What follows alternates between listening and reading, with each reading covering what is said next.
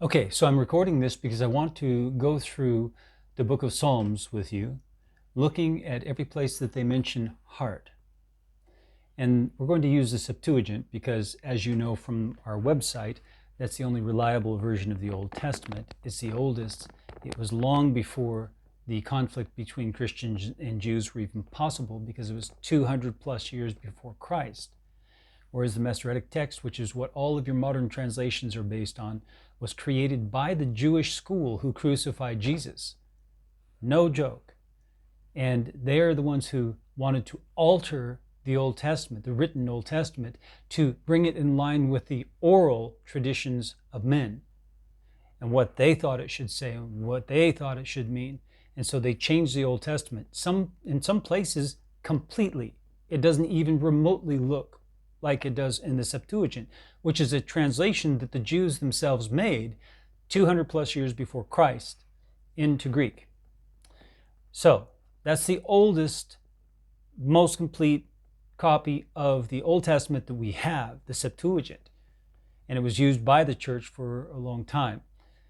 Now, by the 10th century AD, 900 years after Christ, the Jews finally finished their version of the Old Testament. And that's what the Protestants took and based their translations on. All of their translations are based on the Jewish fabrication of the Old Testament. So we don't condone that. We don't recommend the Old Testament in any of the modern English translations from the King James on. We don't recommend any of that. Avoid the Old Testament in those books if you can. Use Brenton's translation of the Septuagint. It was made in the 19th century, and there are different editions of it. Okay, so you can find it. Sometimes it's just the English, sometimes it's English and the Greek side by side. Sometimes it's just the Greek, but that won't help you. So here we go. We're going to go through the Septuagint, and we're going to hit the occurrences of the word heart. And the first one is in, now understand that the Psalms are numbered differently in different places. Sometimes they're off by one between the Septuagint and the Masoretic text. And so your versions, it may be like either one less or one greater. If it's Psalm 40, maybe it's 41 or 39. So you got to keep that in mind. And sometimes it's neither, because the Masoretic text completely changed what was there. So here we are in the fourth Psalm, or the fourth chapter of Psalms. And it says, O ye sons of men, how long will ye be slow of heart? Wherefore do ye love vanity and seek falsehood? Pause. This is written in there because it's a song. And so there are sometimes these indications in the song of what to do. But listen to what's being said. O ye sons of men, how long will ye be slow of heart? How long will you be slow of heart?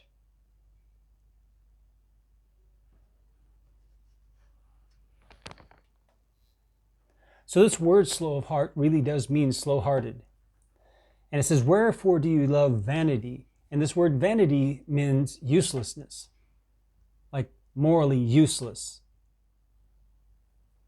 Wherefore do you love moral uselessness and seek falsehood? Let's look at the next entry. That's verse 3, by the way, chapter 4, Psalm 4:3. And then it says in 4:5, be ye angry and sin not. Feel compunction upon your beds for what ye say in your hearts. The things that you say inside you that are the emotions, that create the emotions inside you. Because emotions don't just appear. Emotions are things that you create by what you say inside your heart to yourself. That's what it's saying.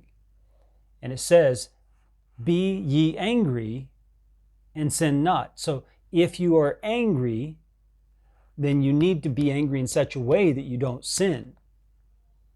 And you must feel compunction. It's a command. Feel compunction upon your beds. You say, what is compunction? Compunction is like a very sharp pang of conscience, this indicator in your conscience that causes this kind of suffering. over something. Compunction is that immediate feeling of that. And it says feel. So this is about emotions. But you're commanded to feel it, which tells us that the Bible believes, and God testifies, that emotions are not something that happen to you. Emotions are something that you create as an inner turmoil or inner peace inside of you, from the voice inside and what you do with your voice inside your heart. Let's read it again. Be ye angry and sin not. Feel compunction upon your beds for what ye say in your hearts. Let's keep going. The next one, that was verse 5 of the same chapter 4, Psalm 4:5. Psalm 4:8. Thou hast put gladness into my heart. They have been satisfied with the fruit of their corn and wine and oil. I will both lie down in peace and sleep, for thou, Lord, only hast caused me to dwell securely. He is recognizing that if he has security, where he's able to dwell safely in peace, it is only because of the Lord. He says only, for thou, Lord, only hast caused me to dwell securely. Only God is able to create security for you to dwell in. So, let's go to the next one. In Psalm 5, verse 10, for there is no truth in their mouth. Their heart is vain. And let me check this word again. Morally useless. For there is no truth in their mouth. So it ties truth and falsehood to moral usefulness again, as it did before. For there is no truth in their mouth. Their heart is morally useless. Their heart is morally useless. They do not feel the need to be moral. They do not feel the need to fight immorality and uselessness. They are useless in regards to morality. Their throat is an open sepulcher, like where you put dead bodies. With their tongues, they have used deceit. Not only in their hearts is there no truth, but they've also, out of that, used their tongue for deceit. All right, next one.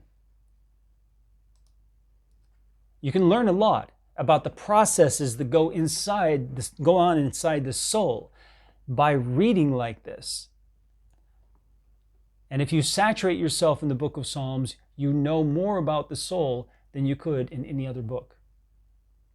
And you know how it works if you carefully look and keep in mind all these things as you're reading. Here it is in chapter 7, verse 10. O let the wickedness of sinners come to an end, and then thou shalt direct the righteous, O God, that searchest the hearts and reins. The word reins is kidneys, or the fortitude down here. This is the strength of the mind. This is, in the Bible, it's the bottom of the mind, but the strength of it, the fortitude. So when you're exercising the fortitude of the mind, this is where you're exercising it. Not up here, down here. And so it says, O God, thou that searchest the hearts and the kidneys, the place where the fortitude of the mind is. You search the heart where those emotions are created and that inner voice is, and also the kidneys that are the intention and the power that drive the will into action. So the kidneys and the liver are related in the power of the will into the action of the life. This is what the ancients believed, both the Greeks and the Hebrews. Let's keep going. And you'll find it as you read through the scriptures and you keep it in mind. This word literally is kidneys. Let's keep going. Nephros. All right, so the next one is the next verse. My help is righteous. My help is righteous. The one helping me is righteous. That's what it's saying. My help is righteous. The one helping me is righteous. My help is righteous, coming from God who saves the upright in heart. The upright in heart. Remember, that's where the inner voice is. That's where the emotions are created by that inner voice. The one who is upright in heart, who controls that inner voice, so that inner voice creates the right emotions towards God and towards evil, the correct emotions. That inner voice keeps us upright in our heart. Let's keep going. Chapter 9, verse 2. I will give thanks to thee, O Lord, with my whole heart. Remember, the heart is the inner voice, right? That creates the emotions. And so it says, I will give thanks to thee, O Lord, with my whole inner voice and the emotions that are created from that. Let's keep going. I will recount all thy wonderful works. So he tells how. How does he do that? Not by fabricating some imaginary state of holiness that you haven't achieved. That's what modern Christian music does. Watch the last video that we made that exposes that in a Hillsong. We use a Hillsong Inside Out as an example to expose that, where they fabricate this imaginary world and imaginary state in their mind about themselves that elevates themselves in such a way that they haven't achieved, and they even admit it in the song. That's not what is going on here. When it says, I will give thanks to thee, O Lord, with my whole heart, my whole inner voice and the emotions that are created by it, it says how? By recounting all of God's wonderful works. By recounting one by one, one by one. And as you recount those stay in your mind. Those are being spoken inside your heart to yourself, creating emotions towards God and towards everything else. Let's go to the next one. Psalm 10, verse 3. Because the sinner praises himself for the desires of his heart, and the unjust one blesses himself. What did I just say? And what did we just expose in the Hillsong video? Exactly this. Psalm 10, verse 3. Because the sinner praises himself for the desires of his heart, and the unjust one blesses himself. Let's read the two verses before. Starting from Psalm 10:1. Why standest thou afar off, O Lord? Why, Lord, why are you standing far off? Why dost thou overlook us in times of need and affliction? Why are you passing by us when we are in need and affliction? Why? It's a fair question. Verse 2. While the ungodly one acts proudly, the poor is hotly pursued. The wicked are taken in the crafty counsels which they imagine. Imagination is a key theme in Psalms. You need to pay attention to it because it can be used for grave wickedness. And here it says, while the ungodly one acts proudly, the poor is hotly pursued. The wicked are taken in the crafty counsels which they imagine. So the wicked are caught up in their imagination that counsels them what to do. And it's crafty counsels. They're imagining all these crafty ways in order to do wickedness, and especially to the poor. The poor is hotly pursued, it says. And that's in the middle of saying, while the ungodly one acts proudly, and then it says, the wicked are taken in the crafty counsels which they imagine. In between that is the poor is hotly pursued. Then it says, verse 3, the one we read, because the sinner praises himself in the desires of his heart. Now notice that was imagination. And this is saying heart. Yeah? The voice is part of the imagination. The voice of the heart is part of the imagination. That we create that voice in our heart. We speak inside of ourselves to ourselves. From the time I was a little boy, I had this voice where I would speak inside my head to myself, especially when I was reading. It helped me to read more accurately. Now, I could read faster and make a lot of mistakes. But if I read it when I'm reading it, I'm speaking it inside myself. I'd say my head back then, but it's really in the heart. When you speak it inside of yourself, out loud inside of yourself, not literally out loud here, but inside, then there's ability to be more cautious, right? Okay, and that's how I functioned with that voice. That voice was very important to me. in with the ability to read accurately. I had a speech impediment when I was a little boy, so that helped me a lot with my speech. And I eventually, my careers have all been centered around speaking. So let's keep going here. Because the sinner praises himself for the desires of his heart, and the desires of the heart are created by your own voice. And so he's praising himself for what he creates with his own voice. Yeah, you can see the problem. And the unjust one blesses himself. You're blessing yourself. What does that matter? That doesn't matter. That's emptiness.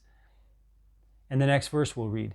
The sinner has provoked the Lord. According to the abundance of his pride, he will not seek after him. Notice how I say, may the Lord bless you as you seek him with all your heart. As you take that inner voice and seek God with your inner voice, how you speak inside yourself. As you seek God using this tool, may God bless you. May the Lord bless you as you seek him with all your heart, not holding back anything.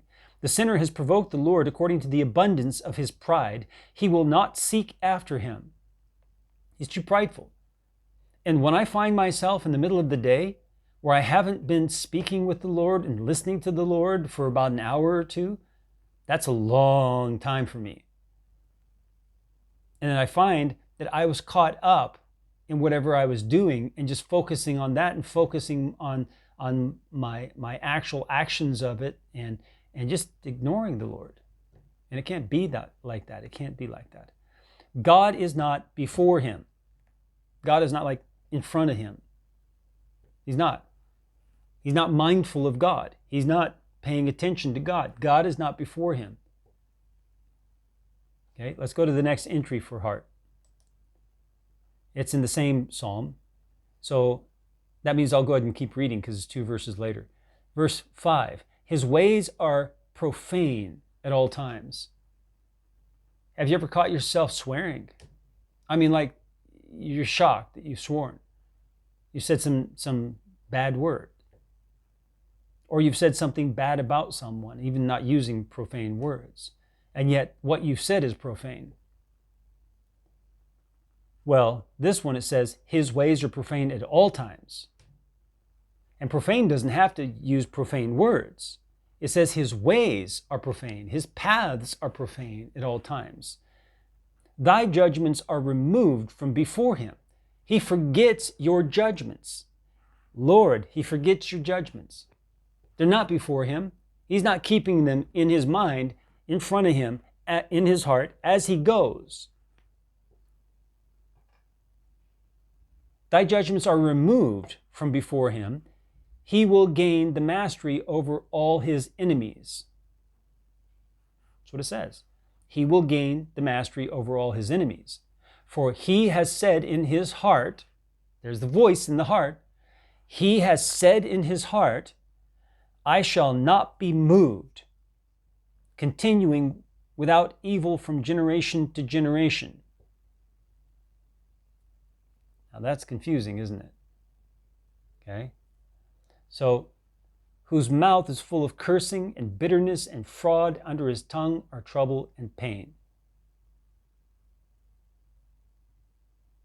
And sometimes the word without in older English means like outside, on the outside instead of the inside. And it's been talking about the voice in the heart, so probably without here means on the outside, evil from generation to generation. Continuing outside, continuing without evil. So it might not be like lacking evil, but continuing in this way. Let me have a look. Okay, so this word continuing is not accurate. It's like providing, like a wife does for a husband. And it says not providing from generation to generation without evil, meaning that he's providing evil all the time. So it's this double negative that's not conveyed very well in the English. Okay? So it says, I shall not be moved. Well, it doesn't really say that in the Greek. So, yeah, continuing without, yeah, see, that's a poor translation right there, but that's all right. I caught it. So, he said this in his heart. So this indicates again the heart, the voice in the heart. And then verse 7 says, whose mouth is full of cursing and bitterness and fraud, under his tongue are trouble and pain. Let's go to the next entry of heart. A few verses later, verse 11. For he has said in his heart, there it is again. And you'll find this repeatedly in Scripture. There is the voice of the heart, and it creates the emotions, and it creates the content of the tongue. And Jesus said so. For out of the overflow of the heart, the mouth speaks. Remember this? For he has said in his heart, God has forgotten. He has turned away his face so as never to look. Arise, O Lord, let thy hand be lifted up. Forget not the poor. Let's look at the next entry for heart. It's the next verse. Wherefore has the wicked provoked God? For he has said in his heart, he will not require it. Christian, you who consider yourself a Christian, you who have made a promise before the living God, and you say, God will not require it. God will have mercy. God will forgive me. God will overlook it. God's face is not here. And even if it were, it would shine upon me because I'm a child of God. God will not require it. But that's what the wicked say. Wherefore has the wicked provoked God? You provoke God when you promise before God that you're going to do something. You promise before God you're going to do something. You promise before God, and then you try to change that. You try to move the border stones, the boundary stones. Oh, it's not here. Let's move it this way. God sees it.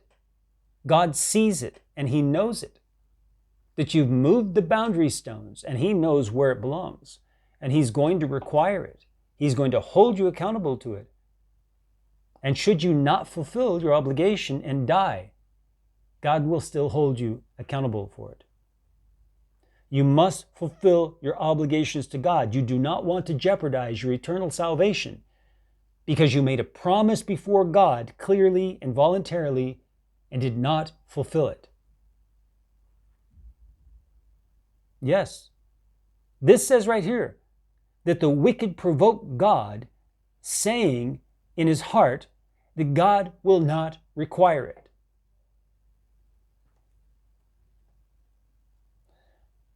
Thou seest it. The psalmist says this about to God. Thou seest it. You see it.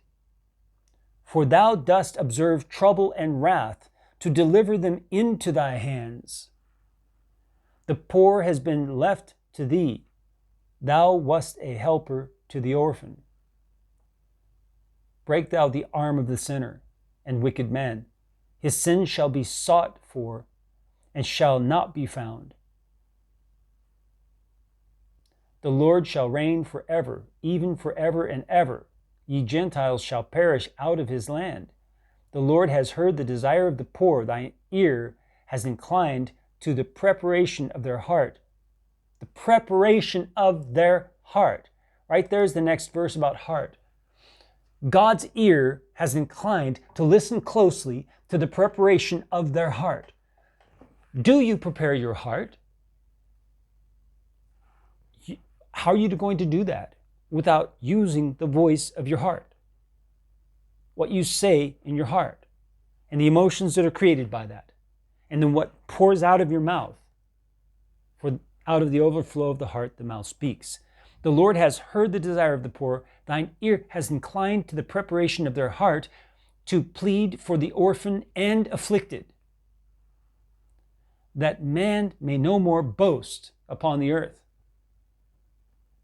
Where's the next entry for heart? The next chapter.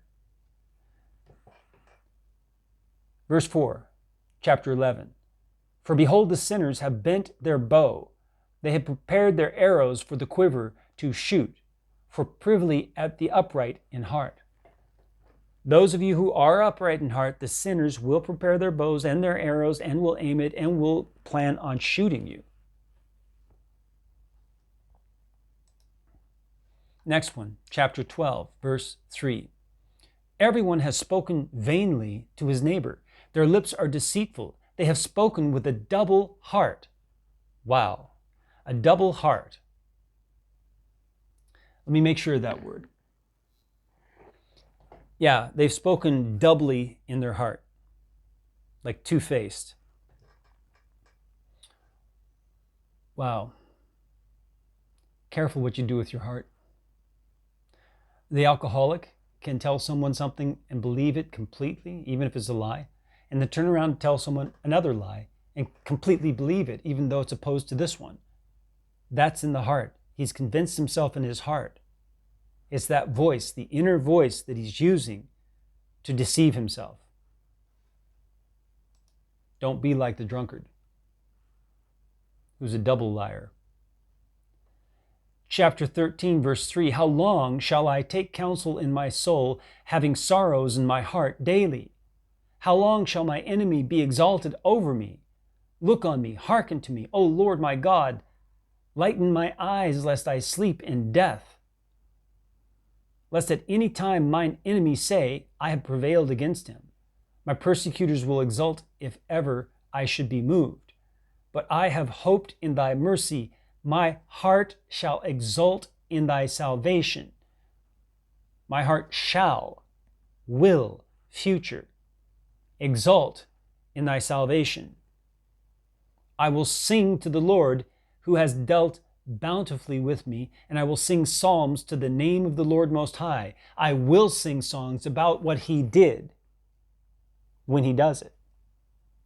It's not about imagining something that's not there and singing it. It's not about deception. It's not about fraud, like modern contemporary Christian music continually superimposes fraud on you.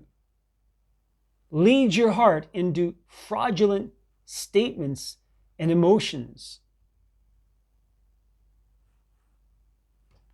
Stop listening to it. Next entry is the same chapter 13, verse 6. But I have hoped in thy mercy, my heart shall exult in thy salvation. We read that. The next chapter, 14. Every chapter since what? Chapter 4? 10 chapters now. The fool has said in his heart. There's the voice in the heart again. The fool has said in his heart, let's see, the one who has no mind, no thought. I think that, let me check. This is our word. The one without fortitude of mind. The one without fortitude of mind. The fool. Fool means one without fortitude of mind. He doesn't exercise the strength of the mind that's in the kidneys. The fool has said in his heart. The one without fortitude of mind has said in his heart, there's no God. He cannot or will not exercise the fortitude of his mind, and out of that lack of fortitude, he has said in his heart with his voice, there's no God. They have corrupted themselves and become abominable in their devices. There is none that does goodness. There is not even so much as one. That's the quote that the Protestants love to quote to say that everyone's a sinner. And everyone's always a sinner. And everyone is always a sinner and cannot stop sinning. That's not what it says here. It says that those who do not exercise the fortitude of the mind are that way. They're abominable in their devices. None of them does goodness. Not even one. You cannot do goodness without the fortitude of the mind. Because from the fortitude of the mind, you control the voice in the heart. That's what it's saying. The one lacking fortitude in the mind has said in his heart, there's no God. How can he do that? Because he lacks that control over his mind. This from here. Let's keep going. chapter 15, verse 3. He that walks blameless and works righteousness, who speaks truth in his heart. So let's read this. O Lord, who shall sojourn in thy tabernacle, and who shall dwell in thy holy mountain? The Apocalypse of Peter, which I've read from, you'll find it on the site if you just type in Peter. It'll be among one of the videos. And the Apocalypse of Peter, which I've read from, I read from the punishments in hell. But there's also a chapter that survived of that, where the saints come out of the holy mountain.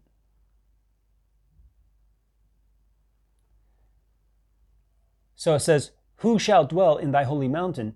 He that walks blameless and works righteousness, who speaks truth in his heart. That's the voice of the heart again. You will not dwell in God's holy mountain unless the voice in your heart speaks truth. Unless that voice in your heart speaks truth, you will not dwell with God. Who has not spoken crafty with his tongue? Neither has done evil to his neighbor, nor taken up a reproach against them that dwells near him. Not just the neighbor like next door, but those in the vicinity of him. In his sight, an evil worker is set at naught, but he honors them that fear the Lord. If you do not fear God, you become an evil worker. That's what it means. He swears to his neighbor and disappoints him not. So the one who is fearing God, if you swear to your neighbor, you will not disappoint him. You will do what you said. Again, that's where we started, remember? That God will require it. Not like the useless evil that comes into you that says God won't require it. And the last verse of chapter 15, he has not lent his money on usury and has not received bribes against the innocent. He that does these things shall never be moved. If you do these things, if you lend money and not require usury, that's interest on interest, right? And has not received bribes against the innocent, and all these other things that have been mentioned here, you shall not be moved. Chapter 16, verse 10. Therefore my heart rejoiced and my tongue exulted. Moreover, also my flesh shall rest in hope. My flesh shall rest in hope, because thou wilt not leave my soul in hell. Neither wilt thou suffer thine Holy One to see corruption. Thou hast made known to me the ways of life. You have made known to me the ways of life. Praise you, Father. You will fill me with joy. You will fill me with joy. It's not imagination. You don't go to church and then imagine it and then say, oh, God did it. No, this says he really will, that he really does it. But if you imagine it and it's done that way, that's not God. That's not the same kind of joy. Thou wilt fill me with joy with thy countenance. And remember, God's countenance only looks upon those who are righteous, who are upright, who are pure in heart, not those who contrive evil. If you think that you can't help but sin as long as you're in the body, God's countenance is not upon you for good. And therefore, any joy you might think you feel is not from God. It says so right here. Thou wilt fill me with joy with thy countenance. At thy right hand there are delights forever. There are delights forever. If you want to experience delight, you must be at the right hand of God. We'll stop there for this video, and we'll pick this up in a second one. May the Lord bless you as you seek him with all your heart.